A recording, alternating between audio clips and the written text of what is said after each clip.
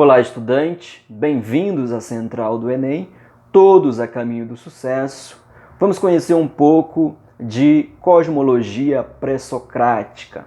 Os pré-socráticos foram os primeiros pensadores gregos, aqueles que tinham como pretensão explicar aquilo que permanece apesar da transitoriedade, apesar do fluxo constante, do movimento, da transformação constante da realidade. E se deparando diante da realidade circundante, observavam a contrariedade das coisas, quente e frio, inverno, verão, dia e noite, observavam a multiplicidade das coisas.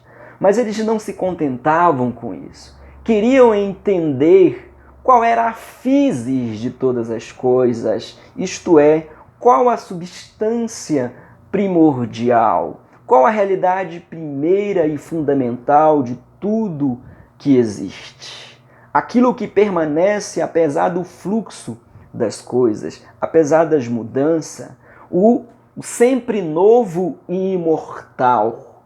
É para isso, então, que eles irão formular as suas teorias, para tentar explicar a realidade a partir de uma espécie de sempre novo e imortal, de substância primordial, da physis, da qual provém todas as coisas e para a qual retornarão todas as coisas. E cada pensador encontrou uma forma de dizer o que é este eterno, o que é este sempre novo e imortal.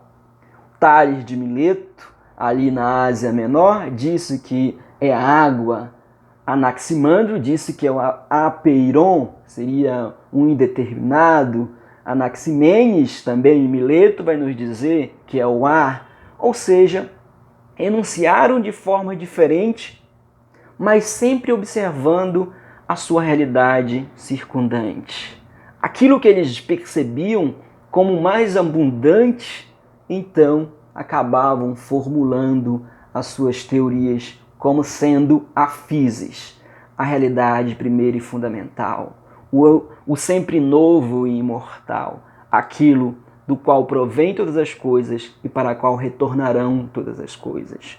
E eles enunciaram inicialmente isso aqui sem um fundo religioso, porque ali na Ásia Menor, por influência dos aqueus, não havia uma casta sacerdotal capaz de inibir ou influenciar o pensamento. E por isso que quando Tales, por exemplo, vai dizer que tudo está cheio de deuses, ele está falando da substância primordial. Tudo está cheio da água, tudo está cheio do sempre novo e imortal.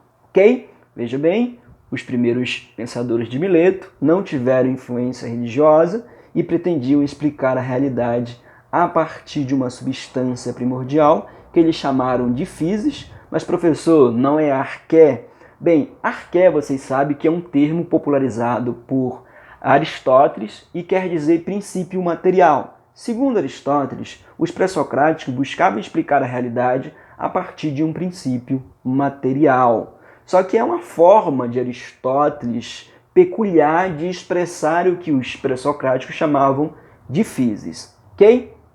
Adiantando um pouco mais, quando você vai para o mar Egeu, você ali naquelas colônias já tem uma espécie de revivescência religiosa. Ou seja, a filosofia que vai ser criado ali nas colônias de Éfeso, ali de Samos, ali de Eleia, já terão uma influência religiosa, certo?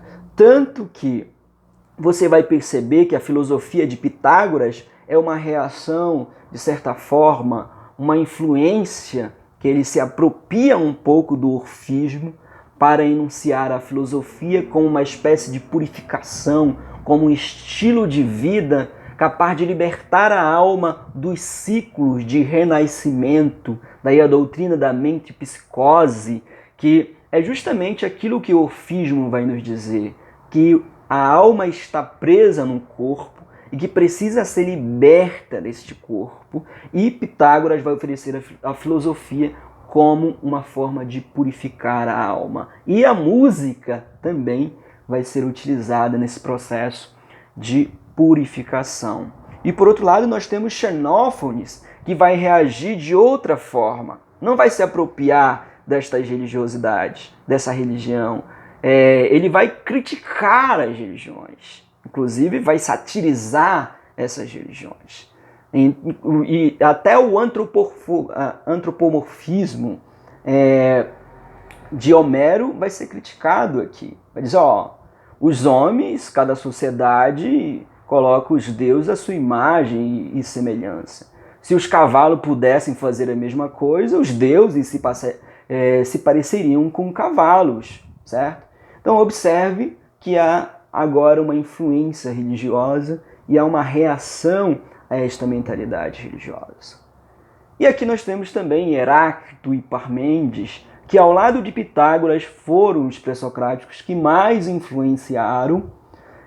Lembrando que Pitágoras acreditava que o número é a origem de todas as coisas podem ser resumidas a números, certo?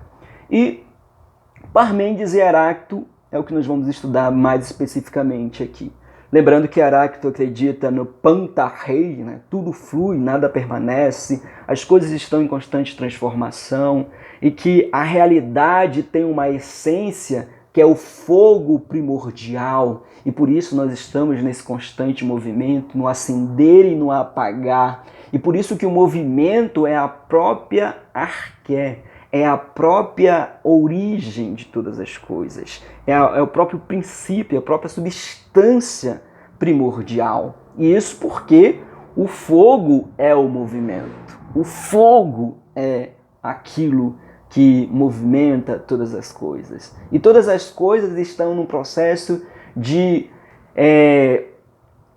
movimento. E também há uma discórdia, que ele vai dizer, uma guerra, um conflito permanente entre os contrários, que vai ser a discórdia, que ao mesmo tempo que as coisas são este conflito, elas também são uma unidade. Todas as coisas estão em conflito, ou seja, por exemplo, aliás, os contrários, quente e frio, inverno e verão, o bem e o mal, a justiça e a injustiça são contrários que estão em conflito permanente, mas que, apesar disso, eles formam uma unidade. Ou seja, ele vai formular, como todos os outros pré-socráticos, uma unidade na multiplicidade, uma substância primordial que dá unidade a todas as coisas. Por exemplo, ele não está dizendo que o bem é o mal ou que o mal é o bem, mas que eles participam do mesmo princípio ou substância primordial, que é o fogo originário, ok? Por isso, então, ele vai formular a sua filosofia a partir do movimento da transformação constante de todas as coisas. Por outro lado, Parmênides vai nos dizer que a realidade não sofre mudança, é imutável, é permanente.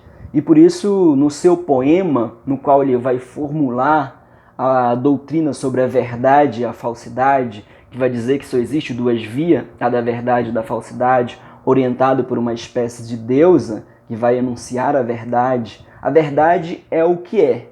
O que é, em Parmênides, é o corpo finito, esférico e imóvel.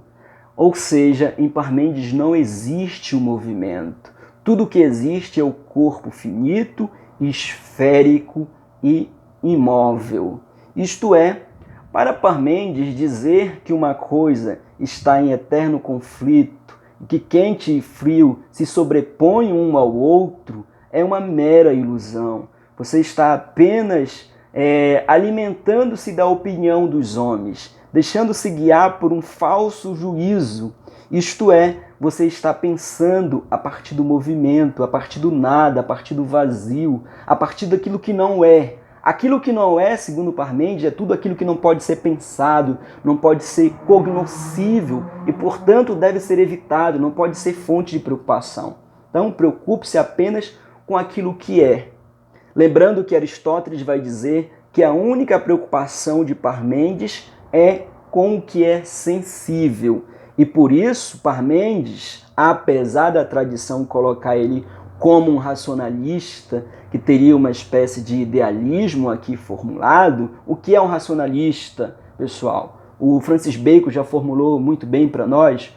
O racionalista é como as aranhas. O que as aranhas fazem? Extrai de tudo o que precisam para tecer a sua teia através de si mesmo. Ou seja, não pega o material externo para fazer. Da mesma forma é o racionalista. Tudo que ele precisa, ele extrai de si mesmo para formular a verdade. Mas Parmênides não está fazendo isso. Ele está apenas fazendo uma constatação através da deusa que aquilo que é não muda, não se transforma.